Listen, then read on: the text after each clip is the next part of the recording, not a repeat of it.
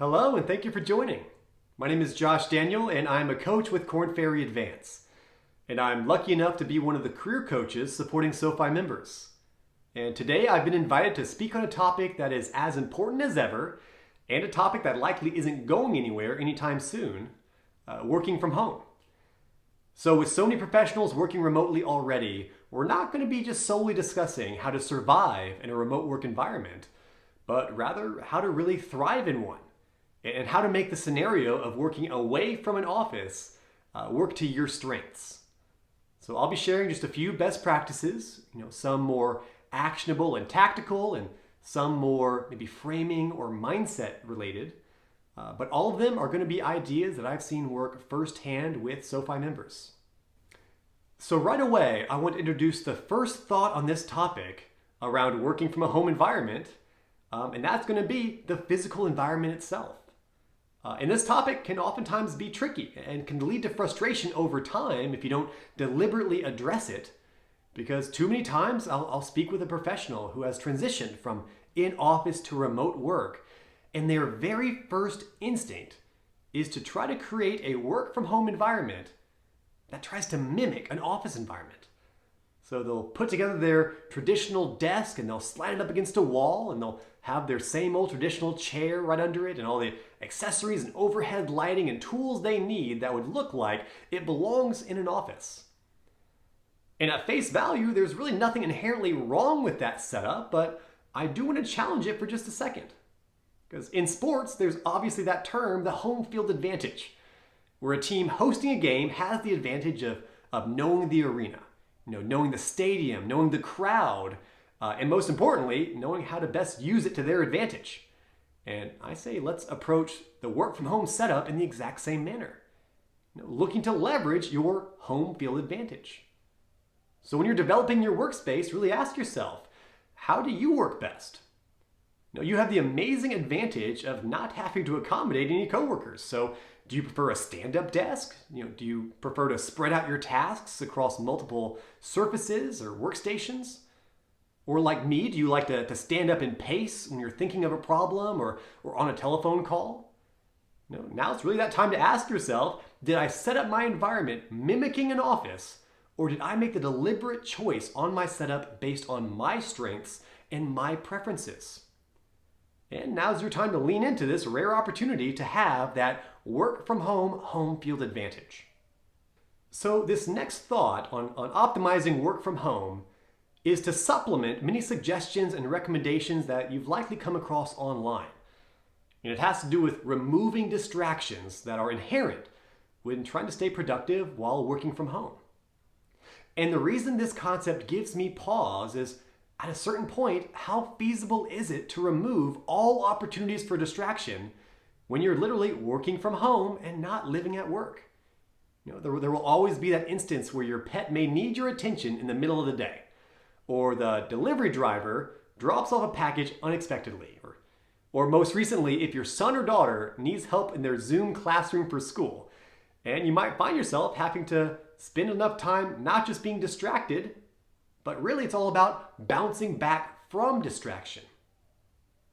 And to clarify, I do appreciate the idea of minimizing opportunities for distraction, just to stay in your workflow or keep concentration, but also recognizing that there's only so much in your control. And the next layer on top of that is to proactively prepare for times when you will have your concentration broken. And what is your process for re-entering productivity as quickly as possible after the distraction? And for this, I like to dive into performance psychology and pull a best practice that was originally developed for professional tennis players to have them quickly bounce back from negative point performance, where they might have to go back and serve or receive serve very quickly. And it's from Dr. Jim Lair, who called it the 16-second reset. And that approach is 4 steps that should take about 16 seconds that allows you to rebound as quickly as possible. And the first step is called the positive physical response. So after recognizing that you have fallen into a distraction, step 1 is really forgiving yourself and having a physical response of confidence with good posture and not dwelling on that distraction. And step 2 is the relaxation response. And this is where you might take some deep breaths or stretch or take a short walk or get some water or whatever it is. Allow yourself to relax and release that distraction and not get hung up on it. And in step 3, the preparation response is literally preparing to re-enter productivity. Get back to your workstation. Get back to your area where you last were before whatever it was pulls you away from your task. And step 4 can be a little bit creative, and it's the automatic ritual response. And that's where you can develop a ritual or a routine that you can associate with this transition back to productivity.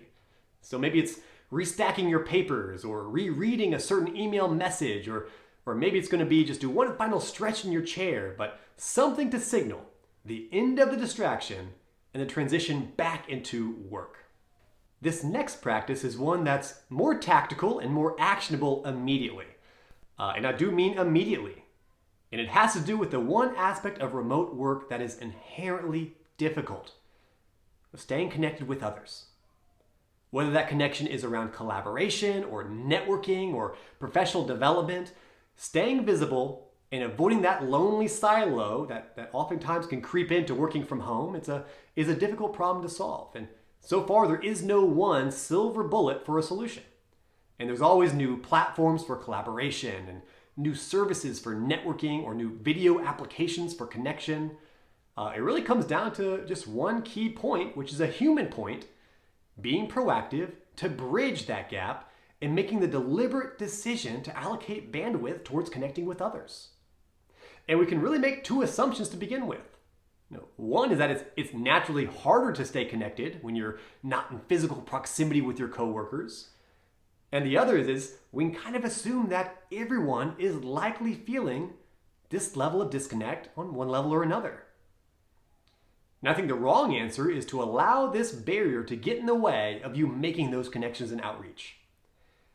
And instead, if you have seen that it's just your natural predisposition to not be an active networker or collaborator while working remotely, it's your time to supplement it with either some process or accountability partner that ensures you do not just rely on your own gut instinct.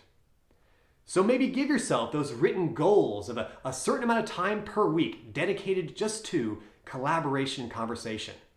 Or formalize your networking so you don't go off of your gut instinct with maybe key goals or expectations. Or my favorite is maybe recruit a partner, a friend, a coworker, a spouse, someone to provide encouragement in whatever it is, allow you to really lean into that barrier proactively, to always be the one who's trying to facilitate the connection and not falling back into the comfort zone of that silo.